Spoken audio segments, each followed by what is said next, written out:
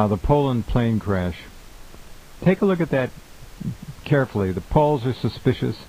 I mean, anybody with half a brain is asking the question, what were all those people doing in one plane at one time? Why were they on the same flight? Doesn't make any sense. The plane was old. It had been completely refurbished 5 months ago by a Russian, in fact, the Russian manufacturer's repair and upgrading facility. And it's very simple to put in software in a plane which allows remote control of it, if that's what you want. It's a weird story. But let's go back just days before the crash, March 29th, 2010. The Central Bank of Poland said it no longer needs the IMF's credit line. Now that's an amazing statement. In this depression, this worldwide catastrophe, the Central Bank of Poland said it could instead provide the IMF with a loan to, quote, help other countries overcome the effects of the global crisis, end quote. This is bizarre.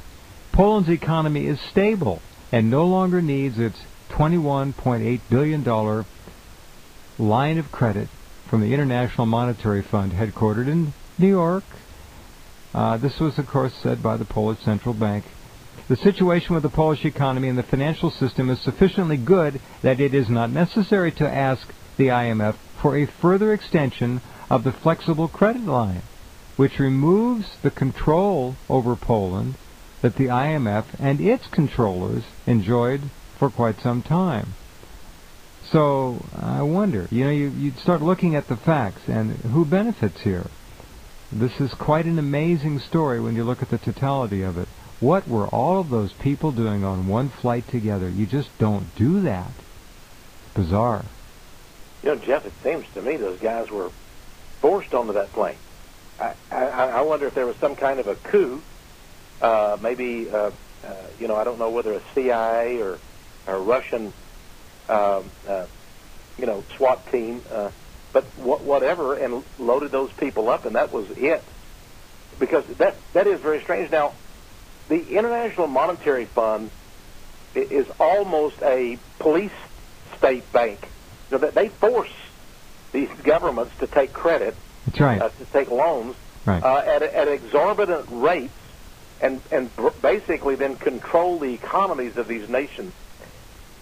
Poland is so much an interesting country, and of course the fact that this crash occurred near the Katyn forest, with all its symbology of the Jewish communist bankers under Stalin doing that horrible atrocity, and blaming it on Hitler in World War II, killing all those Polish officers, thousands in the forest. Yeah. So the same thing. Now, it's interesting, another country that I think is very brave is Czechoslovakia. And the Klaus, the president of Czechoslovakia, he just made fun of Obama and all of the environmental crazies by putting out a book saying there's no such thing as global warming. It's a big hoax. They must hate countries of very intelligent people from Poland and Czechoslovakia that are not going along with the party line on this IMF and the global warming junk. By the way, one man I would like to mention, and I am absolutely amazed, is the Prime Minister of Turkey. Oh, yeah. Think about this as a premier, actually. The premier, we call him Prime Minister. Well, he is Prime Minister, actually. Erdogan. This guy, I mean, Netanyahu must have been scared to death to come to this nuclear summit because the Prime Minister of Turkey announced that he was going to give a speech and say that Israel must give up its nuclear bombs. I mean, and he actually said that it's Israel, and I want to quote him, is that Israel is the greatest threat to peace in the world. This is the Prime Minister of Turkey saying these things. He pointed out that Israel is the sole possessor of nuclear weapons in the Middle East and refuses to sign the Nuclear Non-Proliferation Treaty. And, of course, he was going to give a big speech there, I hope he still does, at this nuclear summit, and Netanyahu pulled out because he knew that Israel was going to be embarrassed. Right. Now, Turkey has been basically a kiss-up to Israel for 50 years. For 50 years, they have planned to take the world over through money. The former chief economist of the World Bank, Joseph Stiglitz, was fired recently. He pointed out to top executives that every country in the IMF/World Bank got involved in ended up with a crashed economy, a destroyed government, and sometimes in flames with riots. Jim Wolfenson, the president of the World Bank, would not comment on his dismissal.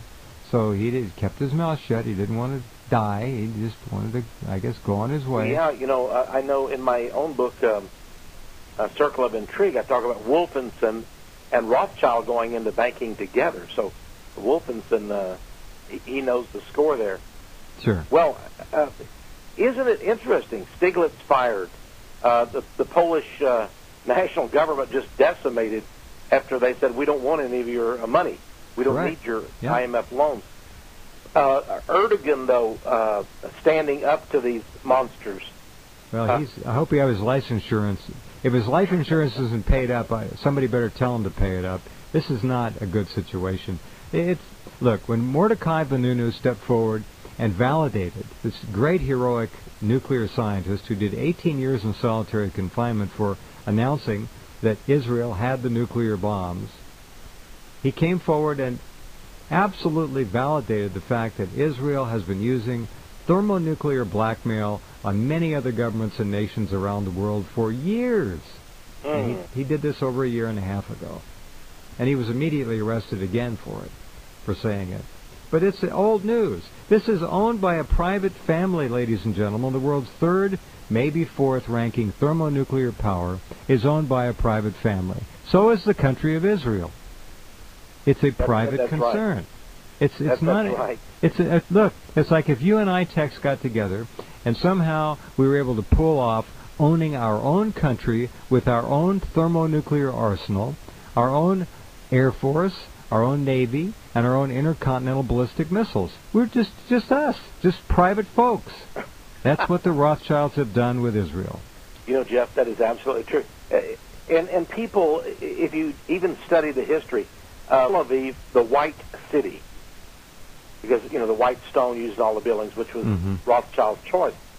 But I discovered that actually the city was not founded until 1909. It was founded by Rothschild.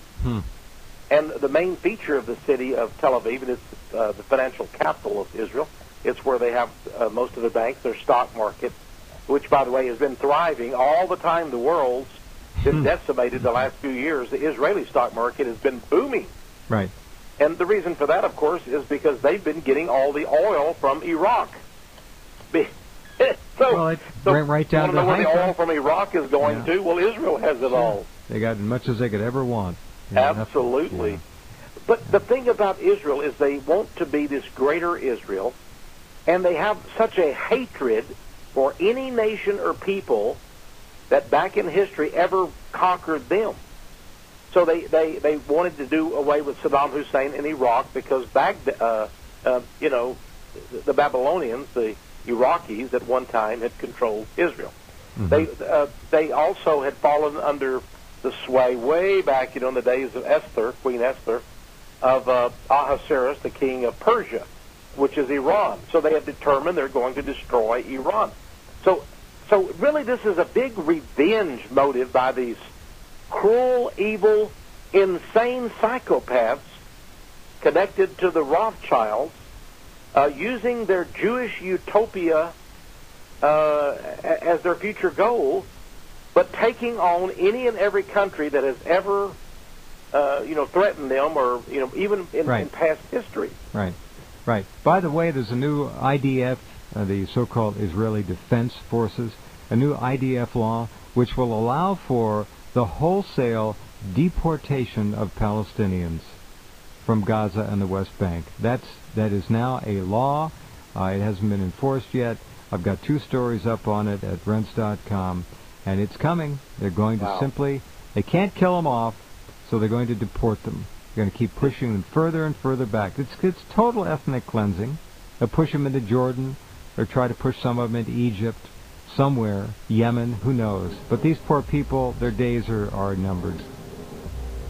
Well, I just appreciate what you're doing on your program, your website, Rense.com.